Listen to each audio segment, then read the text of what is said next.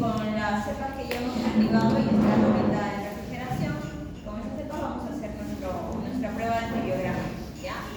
Entonces, hasta los resultados que obtengamos de antibiograma es su primer informe que tienen que presentar, ¿no? Desde lo primero que hemos hecho, que es su toma de muestra, hasta los resultados de ese antibiograma, ¿no? Que es todo un solo, digamos, es un solo caso, ¿no? En los cuales le hacemos diferentes procesos, diferentes técnicas microbiológicas, ¿no? Para llegar luego al conocimiento de su cepa con la bioquímica, ¿no? Con la identificación, y finalmente los vamos a someter a antibióticos para saber si son resistentes o insensibles, ¿ya? Y hasta ahí tienen que entregarme el informe. El informe vamos a poderlo presentar hasta el domingo a la medianoche, ¿ya? El informe consiste en que ustedes tienen que hacer una secuencia de imágenes, por eso les he permitido que tomen fotos desde su proceso, sus resultados, ¿ya? Obviamente que tienen que ser imágenes que tengan correlación, que sean del trabajo de ustedes, ¿no? Que no sean imágenes de otros años, ¿ya? Porque si bien pasado ponen imágenes de sus amigos del ciclo pasado, tiene que ser la de ustedes, ¿no? Y se supone que cada uno de ustedes tiene su celular, que es difícil que no hayan tomado por lo menos una foto de su trabajo, ¿ya? Y cómo lo doy cuenta, porque ya yo veo los procesos, veo las imágenes que les creció, que les salió, ¿no? Y si tiene, y todo conocido, entonces por ahí van bien, ¿no? Van entendiendo cuál es el objetivo de estas prácticas que hemos estado realizando, ¿ya? Las imágenes tienen que ir con una pequeña descripción, como fue el protocolo. Paso número 1, se hizo esto, ¿no? ¿Qué se obtuvo? Paso número 2, se hizo esto. ¿Qué se obtuvo? ¿No? Un poco proceso, sí, pequeñito, y luego los resultados. Y finalmente van a llegar a una conclusión que es dependiendo de lo que les haya crecido, ¿no? No sé qué sepa han llegado, no sé cuáles son sus conclusiones, y ustedes van a defender esa conclusión, ¿ya? Hasta ahí van a tener su primer informe, ¿ya? Es hasta el domingo. Y el día viernes vamos a trabajar con la muestra de leche. Les he pedido una muestra de leche. Ya es posible, busquen casitos de mastitis, si es que lo pueden encontrar, sería genial, ya, para poder hablar un poco sobre mastitis, ¿ya? Y hacer nuestro cultivo. Sí.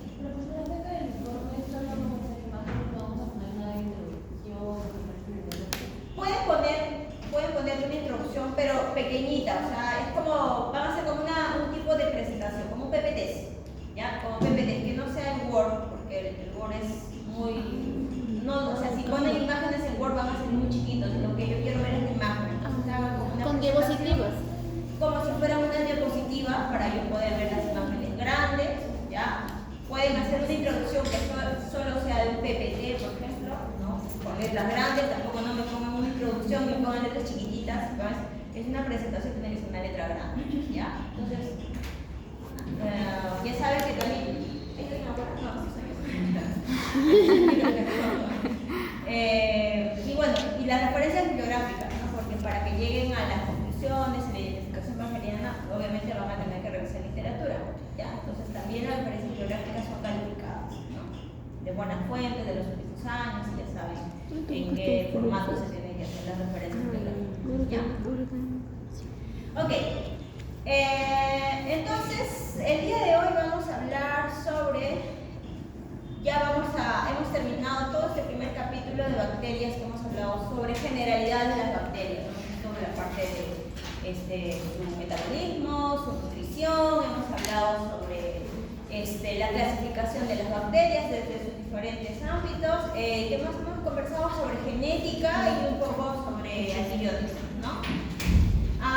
Entonces, en este segundo capítulo vamos a hablar ya de algunos ejemplos bacterianos, ¿no? Que son de importancia en veterinaria. No abordamos todos porque no nos da el tiempo, la verdad, ¿no? Tenemos muy poco tiempo, y algunas especies, en algunos casos, los vamos a tener que ver en práctica. En algunas prácticas vamos a pedir muestras para poder hacer aislamientos de cepas o de bacterias importantes para nosotros, o de las más frecuentes principalmente, ¿no? De hecho, van a quedar muchas bacterias como ahí en el escritorio, ya ustedes se van a encargar de investigar al respecto, si es que alguna vez les toca algún casito, ¿no? Ok, lo primero que hay que saber es sobre la diversidad bacteriana. Cuando hablamos del tema de diversidad, ¿verdad? Estamos hablando de esta gran variedad de diferentes especies o grupos familiares que existen dentro de las bacterias, ¿verdad? Como habláramos de la diversidad de los animales, ¿no? O de la diversidad de las plantas. Hay diferentes tipos de animales, mamíferos, solo hablando de mamíferos, ¿verdad? Desde los protistas, ¿verdad? Y es bastante grande. En las bacterias igual, ¿no? Porque hay que recordar que las bacterias pertenecen a otro reino más, ¿no? Entonces también va a ser su diversidad bastante amplia. Y para esto, bueno, vamos a recordar un poco de lo que es la clasificación de los seres vivos. Nuevamente vamos a hablar sobre los dominios, ¿verdad? Los dominios es esta gran clasificación de los seres vivos, que es un tema de taxonomía bastante actual. Es de lo último que tenemos, la última clasificación que se hace cuando se describen taxonomías. Hay que referirnos también a qué dominio pertenecen todos los seres vivos. En el caso específico de las bacterias, sabemos que el dominio de las bacterias, ¿verdad? Es un solo dominio. Acá vamos a encontrar también Phylums, su único reino también se llama bacteria. Antiguamente se llamaba el reino Monera, que ya es una terminología antigua, actualmente es solo el reino bacteria. Y también vamos a encontrar acá familias, órdenes, ¿no? Todo lo que aprendimos un poco en zoología.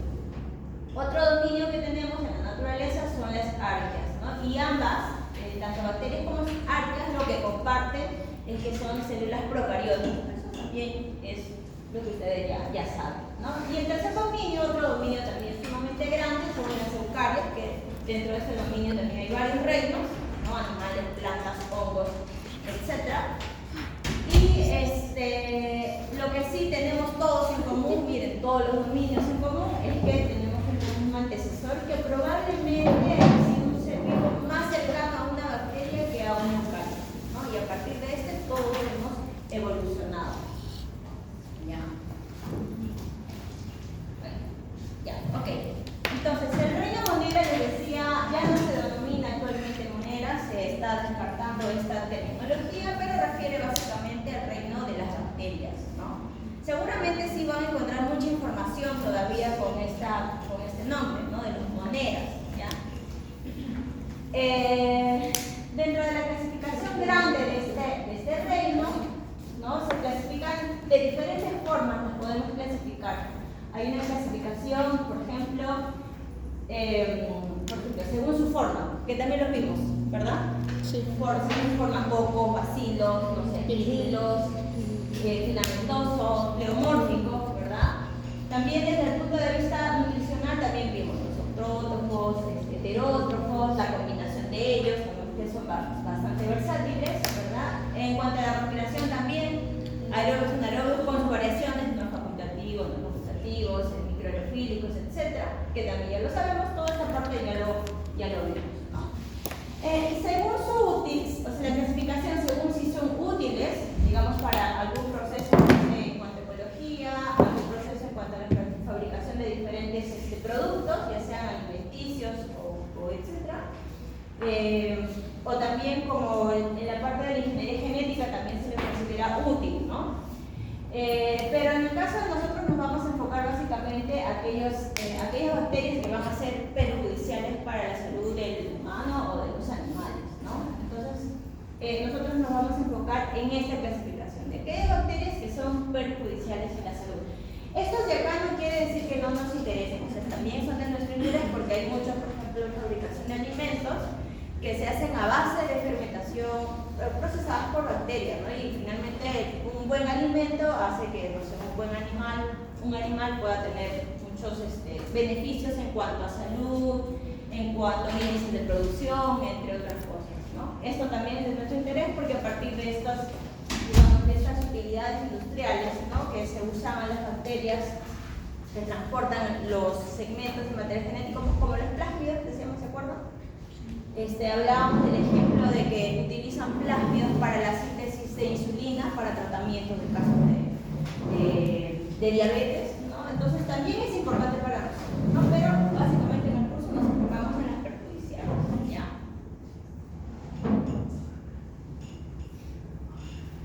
Entonces, miren, este es un ejemplo nada más. Miren, este es un ejemplo de las jerarquías taxonómicas del dominio bacteria. ¿Ya? Entonces, estamos todo el dominio bacteria con su único reino, o también el reino le denominan filum en este caso, porque también es su único filum. ¿Ya? Entonces, el reino y el filum van a denominarse protobacterias. Dentro de las protobacterias sí vamos a encontrar las diferentes clases, ¿no? Y están clasificadas por las letras del alfabeto griego. Alfa protobacteria, beta protobacteria, gamma protobacteria y así, ¿no? Hasta el épsilon. Y en estas, cada una de estas clases a su vez, ¿no?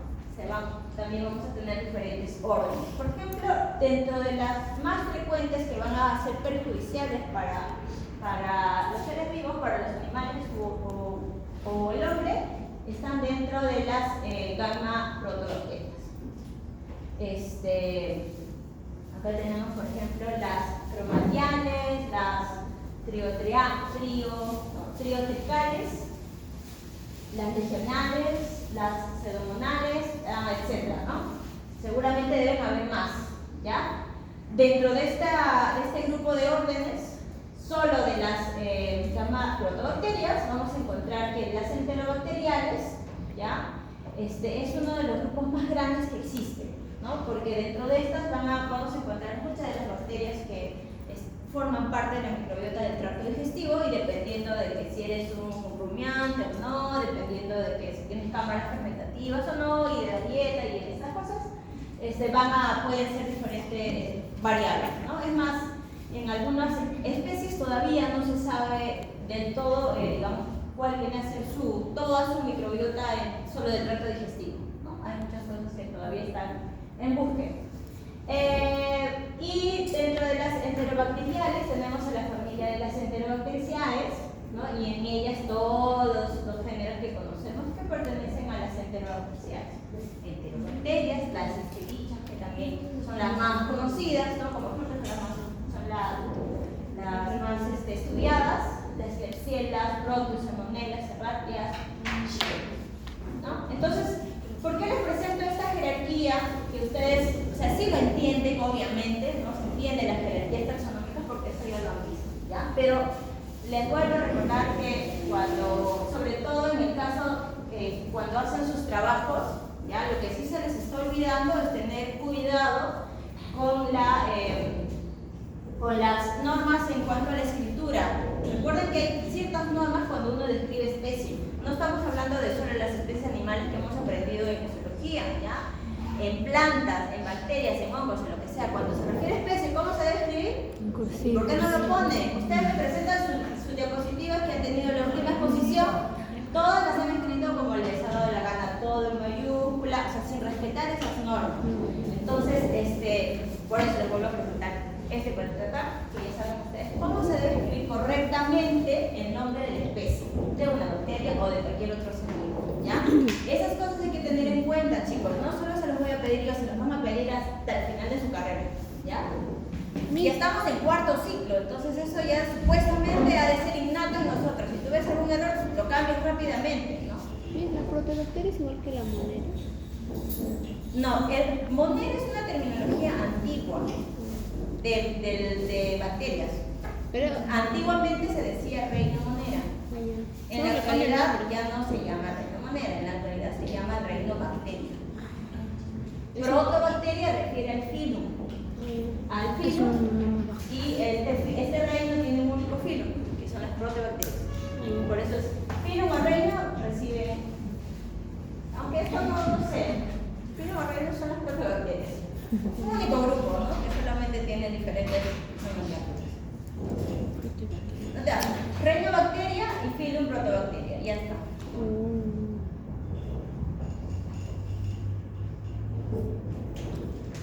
Ya. Otra forma de clasificar que nosotros hemos estudiado es también según esta condición dicotómica que tienen las bacterias según su pared bacteriana, ¿verdad? Habíamos aprendido de aquellas que son gram positivas y las gram negativas, ¿no? Que era una clasificación según la pared de la gran mayoría de bacterias, ¿no? Conocemos a las gram positivas dentro de las Dentro de las gram positivas tenemos pues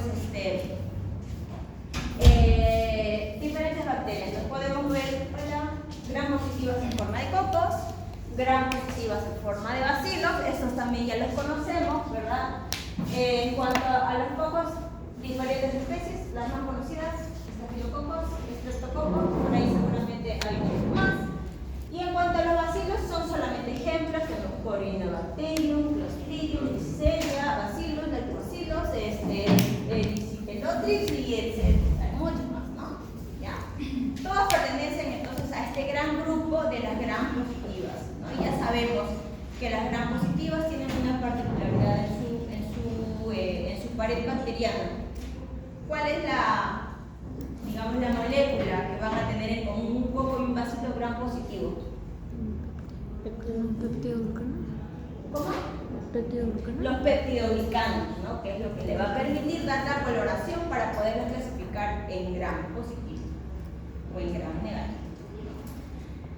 Dentro de los gram negativos ya, por ejemplo, la familia de las Enterobacteriaceae, tenemos que estos son gram negativos, no son del otro grupo, son de las que tienen una delgada capa de peptidoglicanos que no necesariamente se tiñen con el cristal violeta.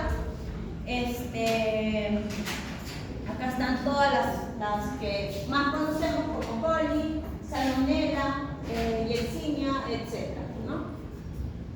Ahora, otra cosa que hay que también conocer sobre un poco de terminología en el caso de las bacterias es cuando nos referimos, por ejemplo, a especies. ¿Qué es una especie? ¿Qué saben ustedes en cuanto a especie? ¿A qué se refiere cuando nosotros nos referimos a especie en general, ¿no? ¿Qué es una especie?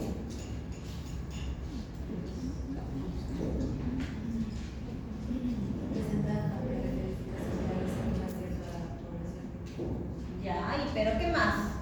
¿Hay algo más parecido? Pueden ser quizás organismos de un grupo, pueden procrearse entre sí. Ya, pero ok, sí, pueden procrearse entre sí ¿Tienen descendencia? y que tienen descendencia, ya. ¿Qué más? ¿Qué tiene que tener esta descendencia? ¿Características similares?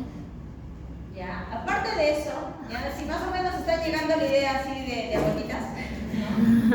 La característica de una especie es que son organismos, en este caso microorganismos, ¿ya? Que pueden dejar descendencia, que tienen la capacidad a su vez también de dejar descendientes, ¿ya? O sea, de ser fértiles a la vez, ¿no? Eso es lo que también sabemos. Descendientes fértiles, eso es la especie, ¿no? Ahora, en microbiología usamos mucho el término de serotipo o serovar a la vez, ¿no? Cuando hablamos de serotipo o de serovar, hablamos de un poco lo que es microorganismos que están clasificados por los componentes antigénicos que tienen. En este caso, en las bacterias, generalmente esos componentes antigénicos están en la pared, ¿no? ¿Se acuerdan? Bueno, todavía no hemos hecho enterobacterias, pero en las enterobacterias, en esta pared bacteriana vamos a encontrar diferentes estructuras que cada una de ellas puede estimular el sistema inmune a diferentes anticuerpos, ¿no? Por eso le llaman antígeno H, antígeno O, hay el antígeno L, etc., ¿no? Entonces, dependiendo de la presentación de estos antígenos, se va a hacer una clasificación, siendo de la misma especie, ¿no? O sea, digamos, una especie E. coli. Son de la misma especie, todos van a dejar descendientes fértiles, pero pueden pertenecer a diferentes serotipos. ¿Cómo los voy a clasificar? Dependiendo de su antígeno que yo encuentre en la pared de estas bacterias, ¿ya? Otro término que usamos frecuentemente en microbiología es la cepa, ¿no? Cepa y serotipo o serovar es diferente, ¿ya? En el caso de las cepas estamos hablando de microorganismos, específicamente microbiología, que son de una sola especie descendiente de una única, puede ser una única célula, o en este caso específico de una muestra en particular, ¿no? Por eso cuando decimos una cepa, no sé si han visto la palabra wild de silvestre o de salvaje, ¿no? Wild, que viene una cepa natural que viene del campo, le dicen cepa de campo. Y a partir de esta única cepa, ¿no? Si yo le hago, digamos, cultivos, lo puedo pasar a otra placa, le hago un cultivo, no, todos vienen siendo de esta cepa original, ¿verdad? Eso viene a ser entonces la cepa. Y bueno, estas cepas van a tener una similitud muy cercana en cuanto a características fisiológicas, quizás, o genéticas del 99%, ¿no? Muy parecido a lo que pasa, por ejemplo, con los gemelos, ¿no? Los gemelos también son de la misma cepa, son completamente igualitos, ¿no? Fenotípicamente y genotípicamente también. Este, por ejemplo, es un caso como para entender un poco, hablando de los serotipos, ¿no? O las serovariedades. Miren, este es un estudio que se hizo sobre serotipificación de Escherichia coli aislados en carne de pollo en el mercado, ¿no? Entonces, esta clasificación se hizo dependiendo del antígeno O, que va desde el 662, etc. Algunos no se identificaron, y el antígeno H, ¿no? Entonces, por eso van a encontrar seguramente en algunos textos, cuando hablan de coli, sale coli y un código, ¿no? De H número tanto y O número tanto, ¿no? Eso depende del número del serotipo que se ha identificado. Estos ya están, ya se sabe, ¿no? Dependiendo de qué. Entonces, estos números ya están identificados. Creo que van del 1, no sé, creo que van hasta el 180, me parece, ¿ya? De diferentes tipos de antígenos O en el caso del coli. En el H tenemos un poquito menos y según la combinación de estos se van colocando los serotipos, ¿no? Es bastante amplio. Y siendo todos de la misma especie, ¿no? Todos son Escherichia coli, ¿no? Son de la misma especie. Ya, esto de acá.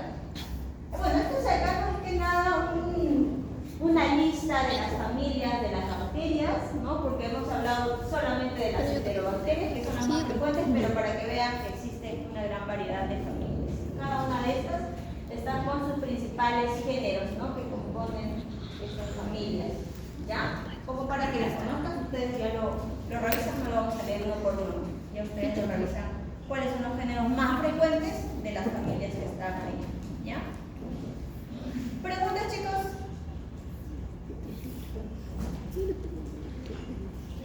Entonces vamos a comenzar por uno de ellos.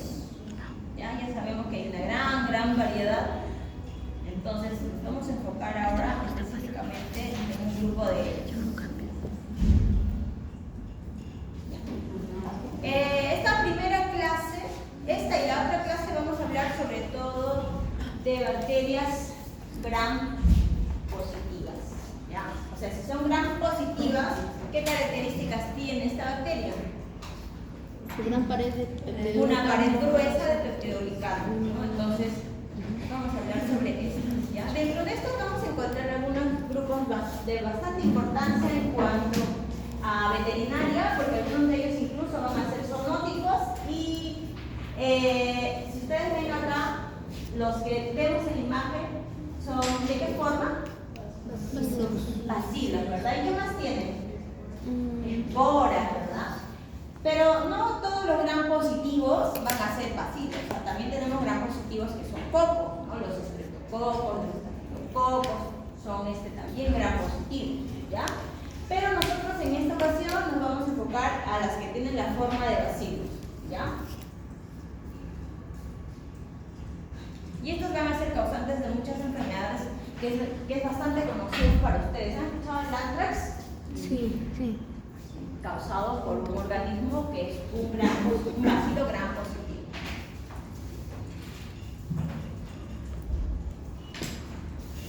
Ya, entonces estamos acá, ¿no?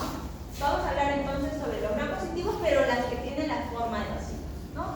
El día de hoy vamos a hablar básicamente sobre el género Bacillus, ¿ya? Y la próxima semana hablamos sobre el género Clostridium, ¿ya?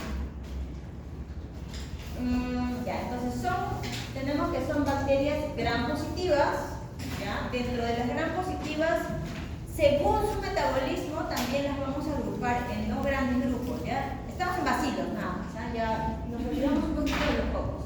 Entonces, en estos bacilos con gram positivos, según su metabolismo, hay dos grupos grandes de bacterias, las que son aeróbicas y las que son anaeróbicas, ¿ya? Pero en este caso en particular nos vamos a enfocar en aquellos bacilos gram positivos que forman esporas, porque son las que traen los principales problemas de salud. Por ejemplo, las que forman esporas en los bacilos aeróbicos son las que pertenecen al género Bacillus. Estos sí son formadores de esporas, ¿no? Y los que forman esporas de los organismos anaeróbicos, de los bacilos gram positivos anaeróbicos, son las del género Clostridium, ¿ya? Entonces, ambos géneros son formadores de esporas. Y de los que no forman esporas, pero sí son bacilos gram positivos, por ejemplo, tenemos dentro del grupo de los aeróbicos, de los que necesitan oxígeno para sobrevivir, tenemos Corynebacterium, Pelotis, Listeria, Rotis,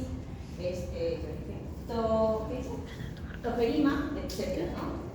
Troferima.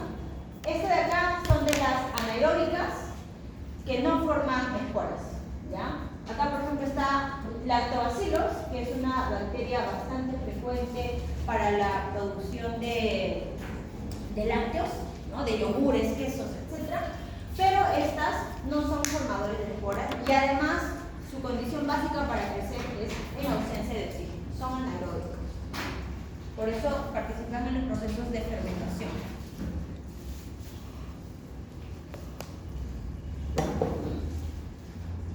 ¿Qué condiciones tiene que tener una bacteria para formar su espora? No es que la forman y ya, no. Tienen que tener condiciones muy particulares. Y a este proceso de formación de esporas se le denomina la esporulación, ¿ya? La esporulación comienza cuando una célula vegetativa, una célula activa metabólicamente, y esta es una célula patógena, entra en condiciones de estrés, es decir, de escasez de alimento, de nutrientes, quizás pHs muy extremos, temperaturas muy altas. Cuando entra en estas condiciones no adecuadas para esta bacteria, como un mecanismo de defensa, lo que va a hacer es formar una endoespora, ¿ya? En el interior de la bacteria. Y digamos, si las condiciones adversas se sigue sumando, la bacteria se va a morir, se va a alisar, ¿verdad? Lo que va a quedar es su espora, ¿ya? Y la espora va a ser un componente bastante resistente. Ya sabemos que su capa principal de una espora, ¿cuál era? ¿De qué estaba compuesta una espora? ¿Cómo se llamaba? De eso, ya, ahí lo estudio. Y lo principal, que la endospora, para que luego pueda germinar a otras células, que tiene que tener un segmento de su material genético, que va a llevar la información básica para que luego nuevamente se vuelva a formarse, ¿ya? Entonces, digamos, si esta espora, una vez que ya la bacteria se murió, se supone que acá están condiciones adversas, ¿no? Mucha temperatura o pHs muy extremos, ¿verdad? Sin nutrición, suelos sumamente escasos en cuanto a nutrientes. La bacteria se muere, pero queda su espora. Si yo a este espacio le vuelvo a brindar condiciones óptimas, ¿ya? Esta endoespora va a permitir su germinación de las nuevas bacterias, para que estas nuevas bacterias vuelvan a estar activas, ¿no? En condiciones óptimas, con oxígeno, con alta cantidad de nutrientes, con una temperatura adecuada, una temperatura corporal, ¿no? Le das un calorcito y puede germinar, ¿ya? Entonces, este proceso es el proceso de esporulación. Muchas especies del género Bacillus forman esporas, ¿ya? Pero las que son patógenas del género Bacillus van a formar endoesporas. Son esporas que se van a quedar en el interior de esta bacteria hasta que ésta muera, ¿ya? Porque hay otras especies del género Bacillus que una vez que forman su espora, estas se liberan, ¿no? Son las llamadas exoesporas. Y las que son formadores de exoesporas no necesariamente son patógenos, ¿no? En el género Bacillus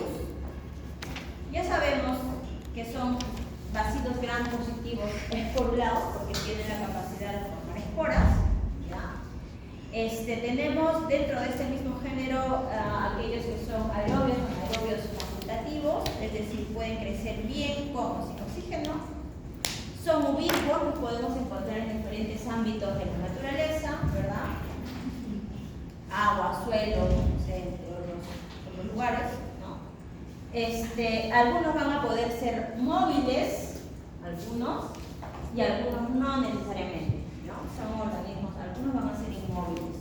¿Ya? Solo estamos hablando del género Bacillus, todavía no estamos enfocándonos a nivel de especie. Y hay algunas especies del género que se usan para la producción de antibióticos, ¿no? Como la simvastatina, si lo hemos escuchado por ahí, o acá hay otro, la clominicina, también se sintetiza a partir del género Bacillus. Y también se usan para la síntesis de algunas vitaminas o enzimas, ¿no? O alcoholes, como dicen. ¿No? Son sus usos industriales de algunas especies del género Bacillus. ¿Ya?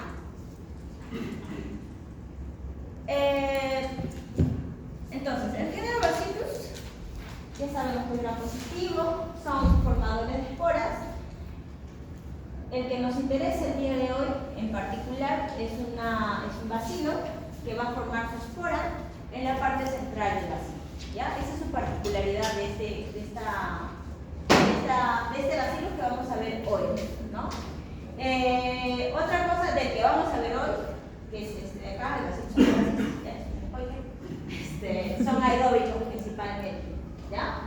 Y son inmóviles y crecen muy bien, o sea, su temperatura adecuada de crecimiento de este género, de esta especie, es 30 a 34 grados, a 40 grados, perdón, grados centígrados, ¿ya? Otra especie del género Bacillus tenemos que también es importante en salud, es Bacillus cereus, que estos también van a ser móviles, ¿no? Es un poco la diferencia entre estas diferentes especies del mismo género.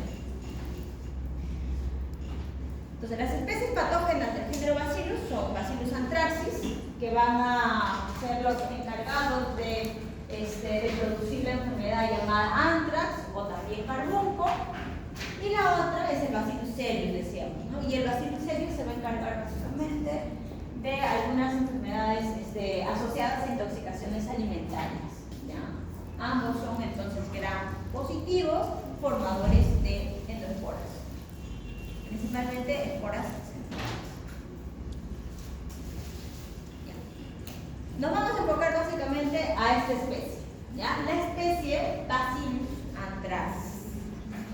Esta especie es una especie que se descubrió en el siglo XIX, ¿no? Se supo que era un agente patógeno y se asociaba mucho en esa época porque en los fabricantes textiles, aquellas personas que se dedicaban, por ejemplo, a hacer la esquila de las ovejas, ¿ya?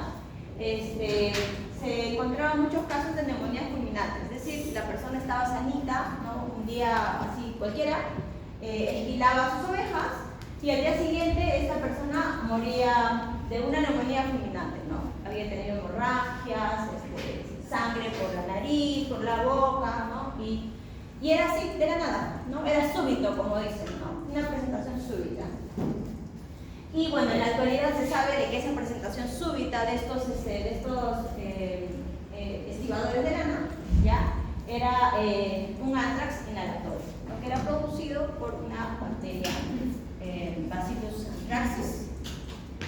Y en esa época era endémico en Europa, ¿no? Principalmente esto estaba presentándose en Europa. Quien descubrió a Bacillus anthracis fue el doctor Robert Koch, que precisamente con este bacilo fue que él, o a partir de los estudios de este bacilo, él hizo sus postulados, los famosos postulados de Koch, no de Koch. Y ya en 1881 también se crea o se fabrica una primera vacuna a partir de una bacteria, ¿no? Entonces se creó las vacunas denominadas estas vacunas a bacteria o a patógeno vivo, ¿no? ¿Qué características más tiene este bacillus? Ya sabemos que son bacilos gram positivos formadores de esporas, ¿verdad? Además tienen un tamaño considerable, son bacilos grandes a comparación de otras, pueden medir de 1 a 1.2 de ancho o 3 a 5 micrómetros de largo, ¿no? Entonces son bacilos bastante grandes, pertenecen a la misma familia de los bacilos serios y además para su crecimiento van a requerir de un aminoácido importante que es la tiamina, que ellos no lo sintetizan, entonces es un aminoácido que ellos necesitan para crecer. Además, esta bacteria se caracteriza por presentar una cápsula, ¿ya? Y la cápsula está principalmente compuesto, en este caso, por glutamil polipéptido, ¿no? Que es una especie de glicoproteína. Es un tipo de glicoproteína. Y además, Bacillus anthracis en particular es una especie que no tiene movilidad. ¿Ya? Entonces, sabiendo esto, bajo ciertas pruebas en el laboratorio, ¿verdad? Ciertas pruebas básicas que ya hemos aprendido, podría yo, a lo mejor, irme acercando a su diagnóstico cuando estoy sospechando de eso, ¿no?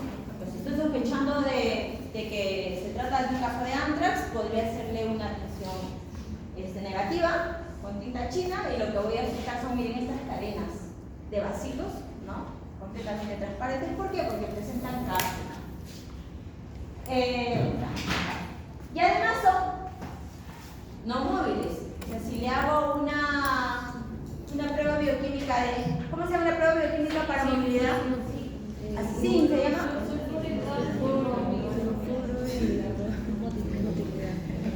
En inglés, furo.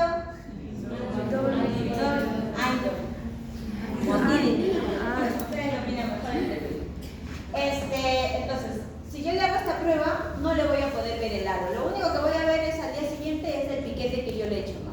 Veo el piquete, pero no le voy a poder ver el halo de motilidad que se ve cuando hay una... Miren, acá vemos el piquete. ¿Ya? A veces pasa de que cuando yo le muevo mucho al momento del cultivo, de la siembra, puede confundirme un poco, ¿no? El proceso de la fluidez del medio, ¿ya? Y en este caso la movilidad, porque mire, porque este es más transparente que este, ¿no? Lo que ha pasado acá es que acá se ha habido movilidad, se ha desplazado la bacteria, ¿no? Y acá no, acá lo único que estoy viendo es el piquete, y el piquete que a lo mejor la persona que lo ha sembrado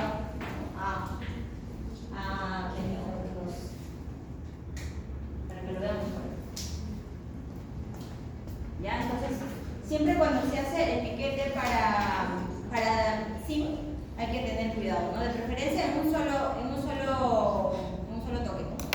Ponen zinc ya, ¿no? Porque si tienen miedo, ahí es donde podemos tener pasos positivos.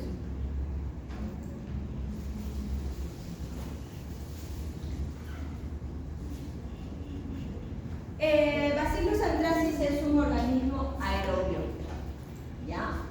Este sí no va a crecer nunca en condiciones de anaerobiosis. Ya sabemos que son formadores de esporas, pero en particular la espora de esta bacteria crece en la parte central del bacilo. Y además, otra particularidad es que esta endoespora que se forma en el centro no deforma la pared del bacilo, ¿ya? Es decir, el bacilo es tan grande, tan ancho, ¿ya? Que cuando se forma la endoespora, este no se va a deformar. También es una particularidad cuando uno hace diagnóstico. ¿Por qué? Porque hay otros bacilos, como el serio, que sí crece también central, pero el bacillus cereus es más pequeño.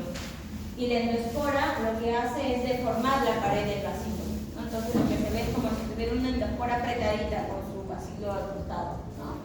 En cambio, en el caso de Bacillus anthracis, no. ¿Ya? ¿Qué más sabemos como características? En cuanto a su crecimiento, las colonias que forman estas bacterias generalmente son colonias grandes, rizoides. Miren, no sé si se ve, pero acá ven una colonia bastante grande y además acá como una especie de lineecitas, como si fueran ondulaciones, ¿no? Chiquititas. No sé si lo ven. ¿Ven? Ya, a esas ondulaciones se le describe como cabeza de medusa. Es muy particular en Bacillus anthracis, ¿ya? Si si yo veo este crecimiento, mi sospecha es sumamente alta. Es más, para poder también cultivar esta bacteria generalmente se hace en agar sangre, porque hace muy buen contraste con el color, porque el color de esta colonia es un color blanco, no es tan grisáceo como dice acá, más bien es bastante blanco, un blanco intenso, ¿ya? Lo que sí por ahí puede tornarse un poco grisáceo es cuando comienzan a hacer estas cabezas de medusas, ¿no? Esas ondulaciones, esos rizoides que vemos alrededor de la colonia. Y conforme la colonia me crezca más rugosa, ¿no? Representaría de que mi cepa sería una cepa más virulenta. Más rugosa, más virulenta mi cepa de Bacillus anthracis.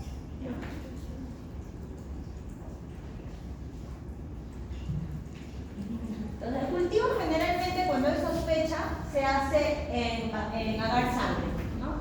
Este es otro género de Bacillus subtilis, que no es necesariamente patógeno, se usa para otros procesos. Y este es Bacillus anthracis. Y ven, Bacillus subtilis hace hemólisis completa. Vamos a ver, pero acá creo que se puede ver mejor. Y Bacillus anthracis es un organismo que no hace hemólisis, a pesar de sus factores de virulencia que son bastante particulares. Cuando se cultiva en agar sangre, este no hace hemólisis, es no hemolítico. Otra prueba más que nos puede ayudar a identificarla, ¿ya? Aparte de que su crecimiento en cabeza de medusa, colonias grandes, no hace hemólisis en agar sangre, cuando se le coloca en un caldo de triticasa de soya, yo coloco un poco de colonia en el caldo, se suele formar se parece una condensación, que la describen como poco de algodón. En pocos minutos, o sea, tú dejas ahí un poco la colonia, lo sueltas ahí y en unos cuantos minutos comienza a formarse este poco de algodón, ahí en este caldito. Dejo acá unos 3-4 minutos en la incubadora, ¿ya? Y si se forma esto, entonces también estaríamos sospechando. Son algunas pruebas bioquímicas, ¿no? Que se hacen para el diagnóstico de Bacillus anthracis.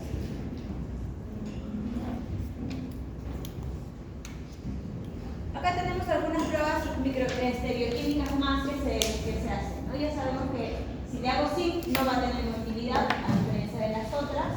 Hemólisis tampoco hace hemólisis, ¿ya? Esto es la siembra en agar triticasa de soya. En agar triticasa de soya si crece en forma de cabeza de medusa en un agar sangre, la misma forma va a tener en todos los agares que yo le cultive, ¿no? Por eso en un triticasa de soya también le voy a ver la misma forma. ¿Por qué se prefiere en el agar sangre? Porque en el agar sangre puedo determinar más cosas, no puedo determinar si es hemólisis o no. Y además hace muy buen contraste con su color, que es muy particular, es un color blanco muy intenso. Y en el caso del caldo, este es agar, este es caldo. Caldo en triticasa de soya forma lo que decíamos el coco de algodón. Unos cuantos minutos hace coco de algodón. En el caso de los otros, solamente va a ser turbidez todo el caldo, ¿no? Que los grados de turbidez representan si ha habido crecimiento o no de bacterias en un caldo. Presencia de cápsula, Bacillus anthracis tiene cápsula a diferencia de las otras, ¿no? ¿Cómo puedo determinar la presencia de la cápsula? Con ditarchina, ¿no? Esta es otra prueba bioquímica que se llama hidrólisis de gelatina, que también es una prueba bioquímica en la cual Bacillus anthracis hace esta hidrólisis bastante lenta, ¿ya? Y las otras sí las hace más rápida y en subtilis no se hace ninguna hidrólisis de esta gelatina. Es una prueba bioquímica, es un agar semisólido. En cuanto a la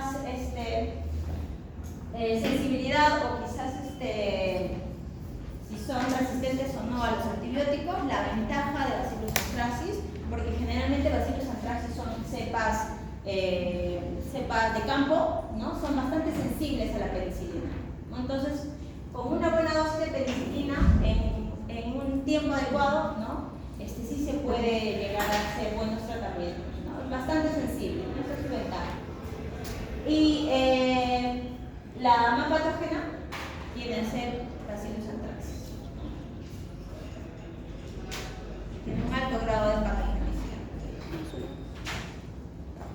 cuanto a sus características genéticas, ya esta bacteria también ya está bastante conocido, su cromosoma ya está secuenciado más, y el cromosoma principal de la bacteria cuenta con 5.2 millones de pares de bases, ¿verdad? Es bastante grande. Y además, lo que le va a dar los principales factores de virulencia son los plásmidos, porque presenta dos plásmidos. El plásmido llamado PXO1 y el PXO2. Ya no es 0101, es PXO. Lo había cambiado, pero creo que no se cambió en mi lado. ¿Ya? Entonces, acá también, PXO1, PXO2. Cada uno de estos plásmidos van a codificar, el PXO1 codifica las toxinas de esta bacteria y el PXO2 codifica la cápsula de la bacteria. ¿Ya? Entonces, los principales factores de virulencia de Bacillus anthracis son sus toxinas y son sus cápsulas.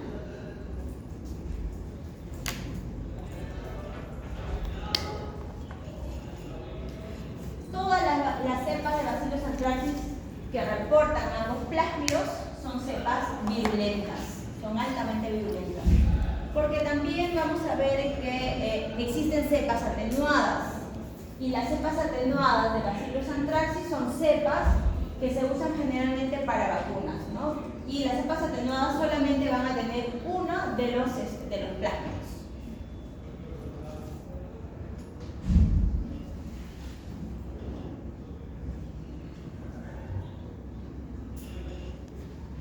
Entonces, hablando un poco del PXO2, ¿ya? El PXO2, este plásmido, ¿verdad? Codifica, decíamos, para la formación de la cápsula, ¿no? Esta codifica principalmente tres proteínas. Tiene tres genes principales, el KP, KAPC, KAPA. Y quien se va a encargar de la codificación para la síntesis de la cápsula es el KAPA. ¿Ya? Este va a ser el gen principal. Y la cápsula principalmente está formado a partir de un ácido politeilglutámico, ¿no? Que son componentes glicoproteicos, ¿ya? Y esta cápsula lo que le va a brindar a la bacteria es básicamente, le va a dar un mecanismo de evasión al sistema inmune del hospedero, ¿no? Permite de que los hospederos no le vayan a identificar rápidamente, y además ingresa rápidamente a los macrófagos, por ejemplo, ¿no? Porque no lo va a fagocitar, ¿ya? Va a evadir este mecanismo. Y además, esta estructura también, sobre todo este componente, el ácido glutámico, convierte la sangre del paciente en una sangre incoagulable. ¿Eso qué quiere decir? Que va a participar también en procesos de coagulación, ¿verdad? Y es el responsable también de las reacciones inflamatorias y necróticas que se dan en estos casos, ¿no? Entonces es, hablando solo del plásmido PXO1, no, del PXO2. El PXO1 es este. El PXO1 es el que se va a encargar de la síntesis de las toxinas, ¿ya? ¿Por qué? Porque esta bacteria tiene dos principales toxinas, la toxina edematizante y la toxina letal, ¿ya? Estas toxinas se forman a partir de tres proteínas que se forman o que están codificados en este plasma. Son el factor de edema, el antígeno protector y el factor letal, ¿ya? Estas tres proteínas no funcionan por sí solas. Para que se forme una toxina tienen que combinarse. Puede ser un antígeno protector con el factor de edema para que pueda formarse la toxina edematizante, o puede ser un factor letal con el antígeno protector para que pueda formar la toxina letal. Y en todo caso, el principal para que se formen las toxinas es ¿no? El antígeno protector. Es el principal, digamos, es la principal proteína, ¿ya? La toxina edematizante lo que va a causar en los casos es la edema de la piel, ¿no? Va a permitir esta extravasación de líquidos, ¿no? Para que se dé esta forma hinchada que se ve en caso de edema. Y en el caso de la toxina letal, lo que va a llevar principalmente al paciente es a la muerte directamente, y de forma súbita, de forma rápida. Cada uno de estos factores, tanto el factor de edema, el factor letal y el antígeno protector, no pueden funcionar solos, ¿no? Solos no funcionan, necesitan combinarse entre ellos para que puedan funcionar. ¿Ya? En esta imagen que vemos, por ejemplo, lo que se ve es esta especie de poro que está formándose sobre la membrana del macrófago, ¿verdad? Es una, digamos, es una formación que se da a partir del antígeno protector. El antígeno protector tiene un peso de 83 kilodaltones, ¿verdad? Entonces, cuando el antígeno protector, digamos, ingresa al macrófago, ¿no? Ya decimos que por su cápsula ni siquiera se va a dar cuenta. Cuando ingresa al macrófago, en el macrófago este antígeno protector se va a dividir en varios pedacitos, ¿no? Varios pedacitos. Y una vez que se divide en varios pedacitos, ya estos van a salir nuevamente a la pared del macrófago y van a juntarse estos pedacitos en grupos de 7, ya como formando un poro. Y una vez que se forma este poro, lo que va a permitir este poro formado por el antígeno protector es la salida de los otros factores, ya sea el factor letal o el factor edema, ¿no? Y de esta forma pues, se da la formación de las toxinas, ya que van a salir al torrente sanguíneo y bajar y hacer todo este proceso de patogenicidad, ¿no? Entonces, es por eso que se considera uno de los más importantes proteínas o factores del PX01 es el antígeno protector, ¿no?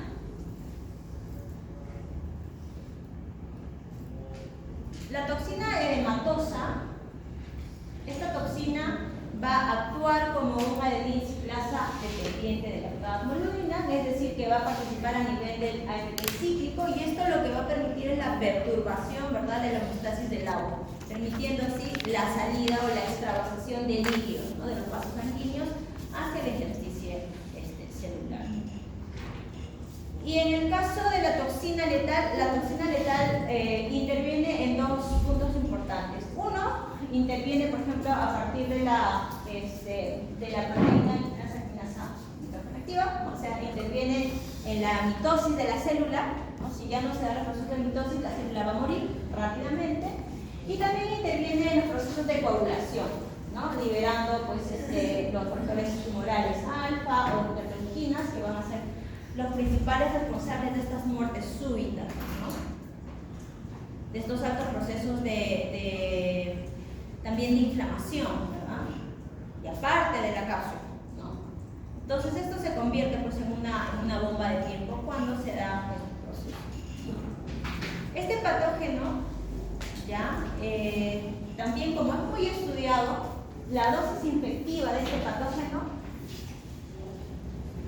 bueno, estudios hechos en primates, ¿no?, en primates humanos, dicen que la dosis infectiva va de 1000 a 8000 esporas, ¿no? Y esta es la dosis infectiva media, que es 8000 a 10000 esporas por inhalación. O sea, si inhalamos esta cantidad de esporas, ya podríamos tener pues, un antrax inhalatorio, ¿no?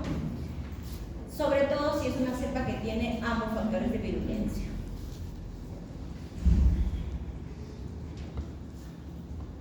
¿Dónde encontramos? ¿En qué parte del mundo tenemos casos de antrax? Antrax es una enfermedad producida por los antraxes.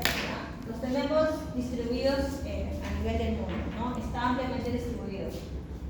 Zonas del África, Ecuador, Europa, Asia, México, América del Sur, y nuestro país está considerado como una zona hiperendémica porque siempre tenemos casos de antrax. Se reportan casos de antrax, ¿ya? No tan lejos de Lima, es más, es Lima. Ya, miren, por ejemplo, acá estos puntos negritos son la presentación de casos, estos puntos negros, ¿ya? Si nos enfocamos por el Perú, sabiendo donde todo este mapa grandote, miren, se han reportado casos en la zona de Tacna, en la zona de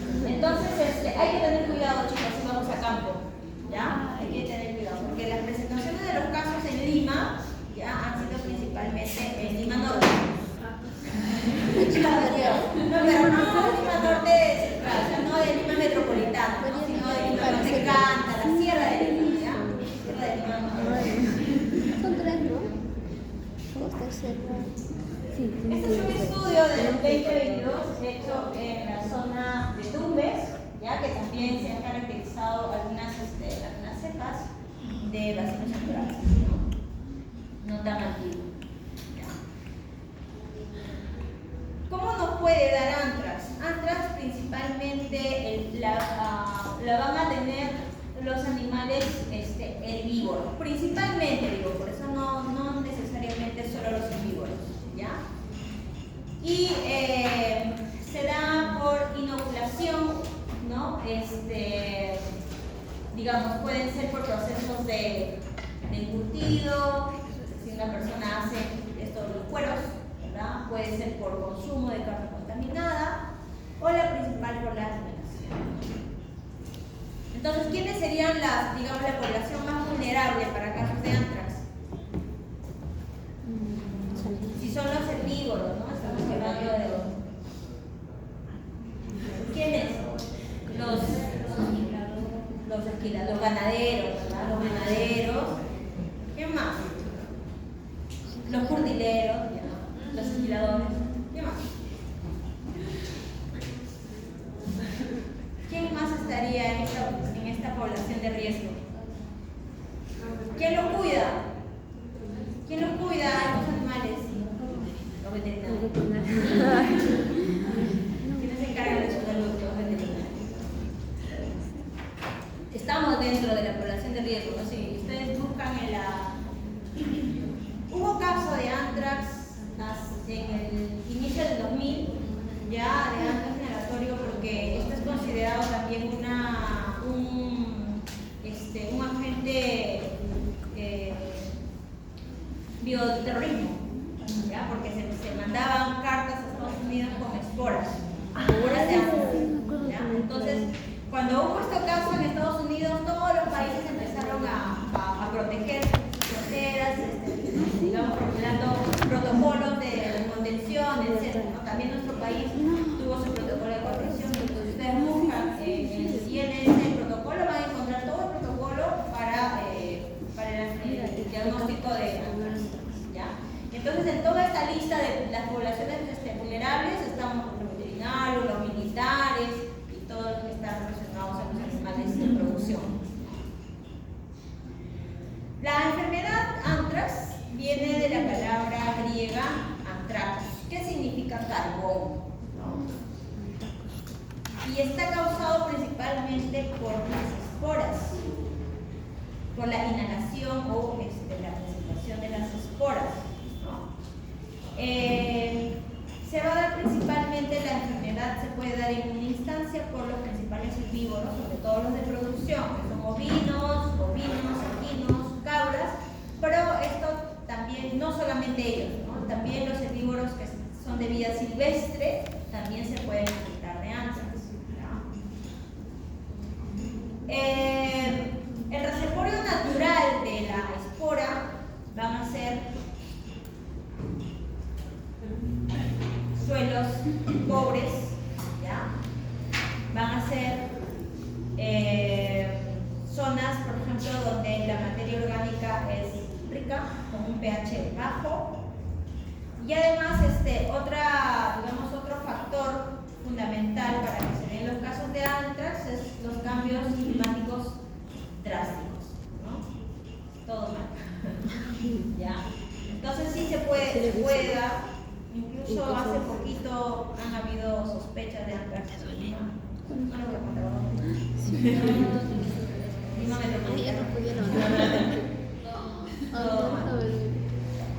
Y si llegan casos de personas con su anthrax cutáneo, ya acá al hospital de Cayetano, al frente donde vive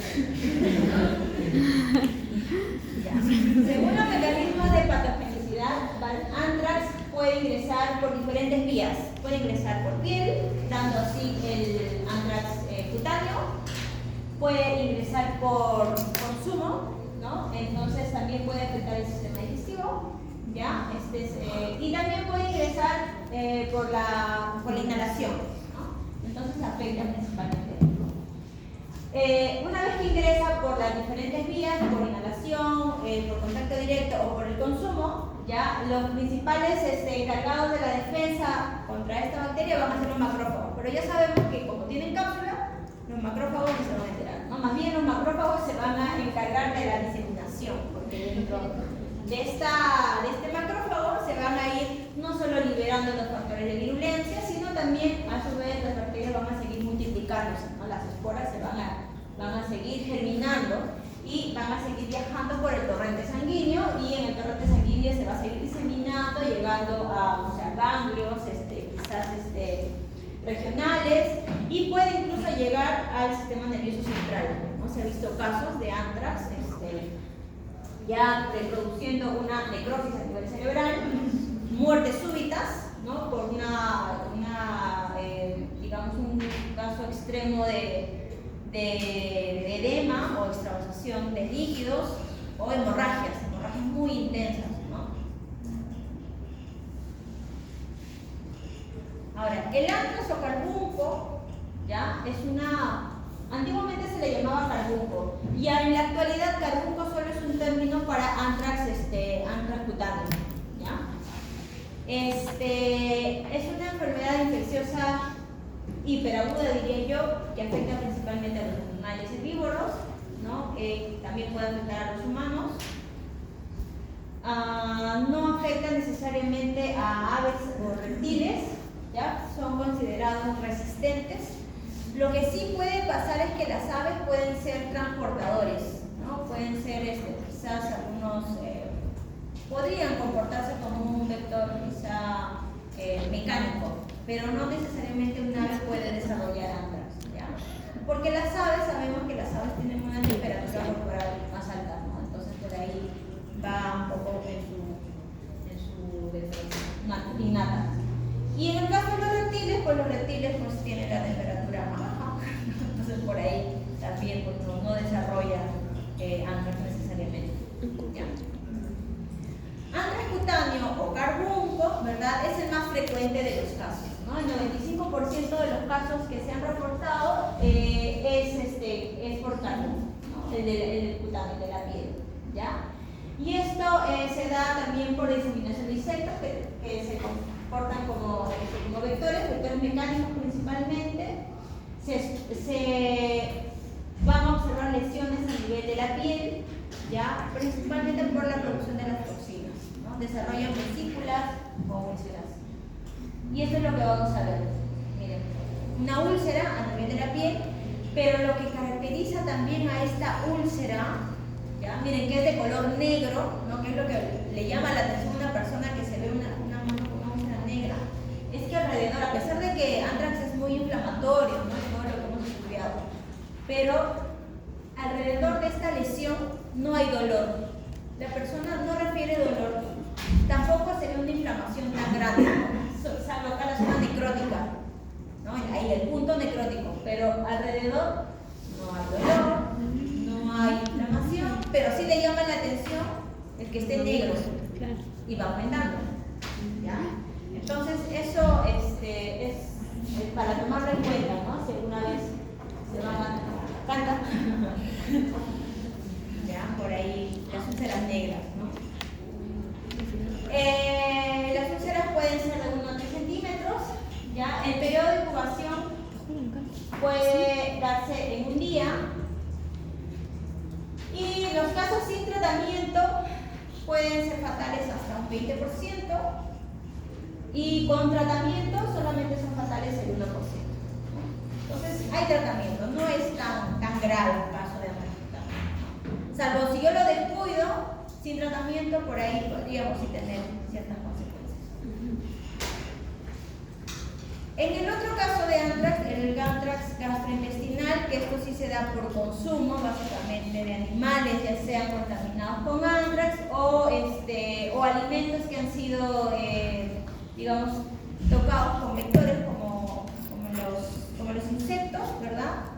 Acá el anthrax sí es más agudo, es más peligroso, ocurre entre 2 o 5 días tras la ingesta del alimento contaminado, y pues se van a dar signos clínicos como náuseas, vómitos, fiebre, dolor abdominal bastante intenso, y además una diarrea sanguinolenta, ¿no? Y no es una diarrea de sangre, digamos, digerida, ¿no? Sino es una diarrea con sangre fresca, porque está lastimando todo el tracto digestivo, ¿ya? Entonces eso llama también la atención, ¿no? Cuando hay sospechas. En el caso de anthrax inhalatorio, el periodo de incubación puede ser de 1 a 7 días, ¿Ya? Y esto que este es el antrax más peligroso. ¿Ya? Se han visto casos de que se han reportado hasta los 42 días después de la inhalación, pero estos son casos bien raros, ¿no? Generalmente son en el curso de esos días. Pero estos son bastante fatales, ¿no? Los casos son bastante fatales. Los casos no tratados, ¿ya? Pueden salvarse, no pueden ser fatales el 97% de los casos, y cuando son tratados, solo el 75%. O sea, el 25% se salva. Es bastante difícil el control, ¿no? Y la principal forma de muerte es por mediastinitis. Es decir, hay tanto edema, hay tanta hemorragia en el tórax que esta mediastinitis, esta inflamación del mediastino, hace que los pulmones no se extiendan y acá los pulmones también se ponen completamente necróticos, ¿no? Entonces, la muerte es bastante súbita, rápida.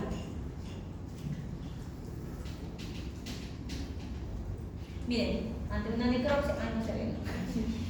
Cuando vean su lámina van a ver que acá se ve la tráquea y lo que vemos acá son los pulmones, que están de color completamente negros, ¿no? Completamente necrosados. Y además, el antrax inhalatorio también nos puede dar como consecuencia los casos de necrosis a nivel del encéfalo. ¿No? Un cerebro normal y un encéfalo de una persona con antrax inhalatorio.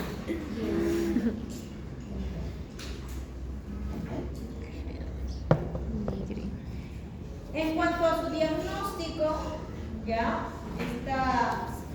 sabemos cómo lo vamos a observar en un cultivo microbiológico.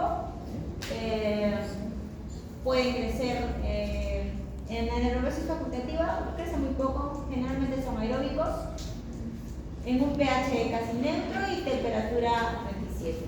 Las colonias van a ser grandes, con bordes rugosos, pero irregulares.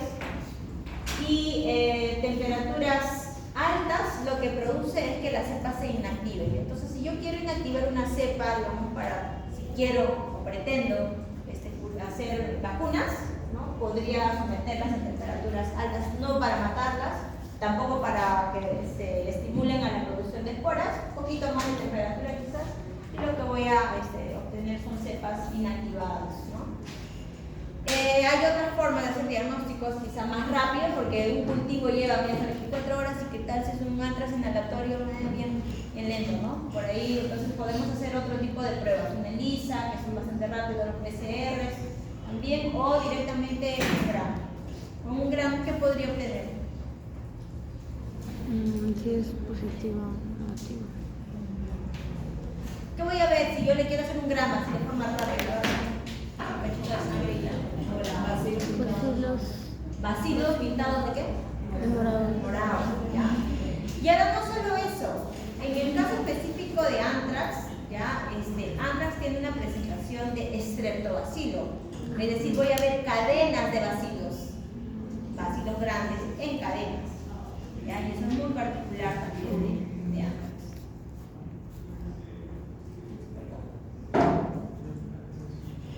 Al laboratorio, para hacer los descartes, se pueden mandar todo tipo de órganos, ¿no? Pueden mandar desde sangre, hisopados de secreciones, quizás improntas simplemente del vaso, ¿no? Para hacerle las tinciones, o de los ganglios linfáticos, o puedes mandar huesos largos, todo sirve para antrax, ¿no? Dependiendo de qué antrax esté yo sospechando, ¿no? Dependiendo de qué antrax esté sospechando, obviamente. Si alguien tiene un caso de antrax, ¿cómo me dejan en laboratorio?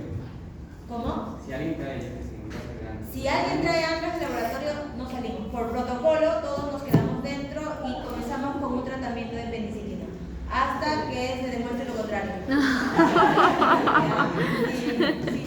se demuestre, es que por prevención. Usualmente, cuando uno trata un caso de infección de algo, ¿no? Lo que hacemos los médicos es primero determinar de que sí o sí tiene la infección para yo recién darle los antibióticos, porque yo lo que quiero evitar es la resistencia a los antibióticos, ¿verdad? Pero no pasa en todas las enfermedades, como por ejemplo, pocas, ¿no? Como por ejemplo, si sospecho de antrax, de forma preventiva le tienes que dar antibióticos.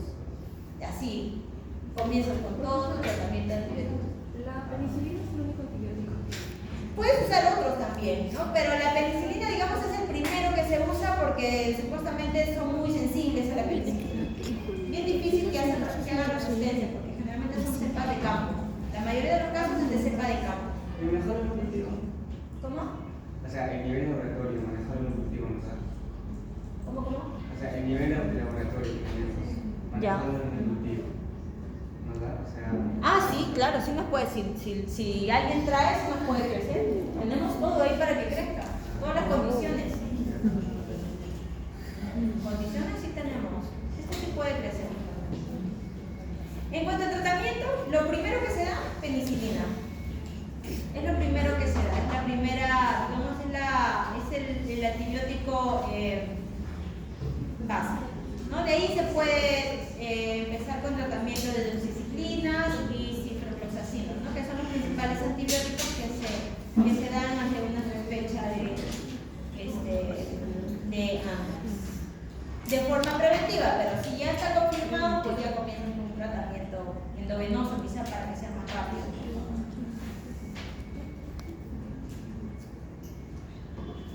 Una de las principales formas para prevenir los casos de antrax es controlar pues, a los animales que están en producción, ¿no? El manejo de los animales es bastante importante. Y una vez que se sospecha, esto tiene que ser comunicado inmediatamente, porque lo que yo quiero evitar es que esto se disemine a las granjas vecinas, ¿no? Porque principalmente si se presenta en un establo, hay establos cercas también, ¿no? Es una zona quizás ganadera. Entonces el reporte tiene que ser sumamente rápido, ¿ya? Los animales muertos por antrax tienen que ser primero cremados, enterrados y además se tiene que poner en al animal cremado bajo el suelo, se le pone una gran cantidad de cal, ¿no? Y está prohibido la necropsia. ¿Ya? O sea, si yo ya sé que ha muerto por antrax, ya no le voy a hacer necropsia. Ese es un inicio, cuando todavía no sé, podríamos iniciar un proceso de necropsia, pero lo ideal es que si yo ya estoy sospechando, porque los clínicos podrían sospechar, entonces mejor no le hago la necropsia. Lo que sí puedo hacer es un hisopado quizás de la hemorragia que yo estoy observando y lo mando al laboratorio, ¿no? ¿Y si los demás cultivos no pueden ser? ¿Cómo? Los demás animales no pueden ser. Los demás toda la granja es cremada. ¿Y qué está perdiendo esto? También tiene que ser cremado. La persona que fallezca por razones antráxicas tiene que ser cremado para que sea enterrado. Porque las esporas, ¿cómo mueren? A temperaturas extremas, si no, no mueren. Lo que yo quiero evitar es que las esporas queden en el medio ambiente. Que si alguien por ahí lo vuelve a aspirar, se va a activar todo. Lo bueno es que hay vacunación, otra cosa buena, no todo malo. Y las vacunas que se usan son cepas generalmente atenuadas, ¿no? Por eso son atenuadas con temperaturas, sometidas a calor. Se recomienda que todas las personas que trabajan en laboratorios con organismos sean vacunadas contra esta cepa. También las personas que trabajan en posiciones, digamos, de procesos de pieles o de lana también se recomienda que sean vacunadas. Las áreas endémicas, se supone que todos deben, supongo que el Ministerio de Salud o el SENASA, que se encarga de repartir las vacunas, les provee estas vacunas a las áreas endémicas, siempre hay que hacerlo para que todas las personas de ese lugar sean vacunados. Personal militar y todos los veterinarios también debemos ser vacunados.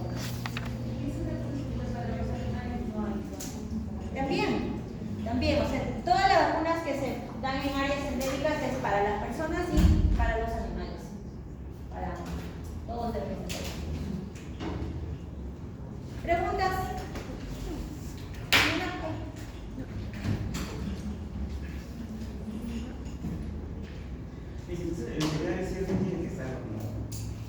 El veterinario tiene que estar vacunado contra todo.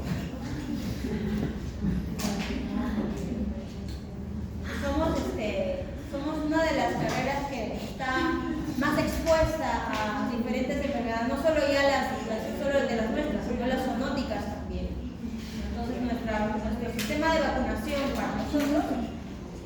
tiene que incluir más enfermedades que no sé, que un abogado.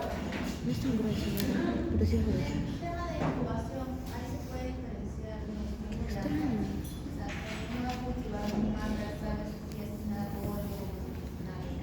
Cuando hacen en el laboratorio, O es como síntomas de presentación. no, para saber digamos, las cepas, si quieres saber si se ha atenuado o no creo que por laboratorio. En cuanto a microbiología, no. Quizás por PCR sí podríamos saber si es una cepa patógena o no. Porque lo que vamos a ver en PCR es la secuenciación de su material genético, de plasma. Si no tiene un plasma, entonces esa es una cepa atenuada. Lo que también nos puede por ahí ayudar un poco es la colonia de una cepa que es atenuada, no es una colonia tan rugosa. Eso le podría mandar a sospechas nada más. Pero nunca hay que descartar, porque podría ser una que no se formó quizás tan rugoso y sí puede ser terminando una peligrosa. La mejor prueba confirmatoria es el laboratorio.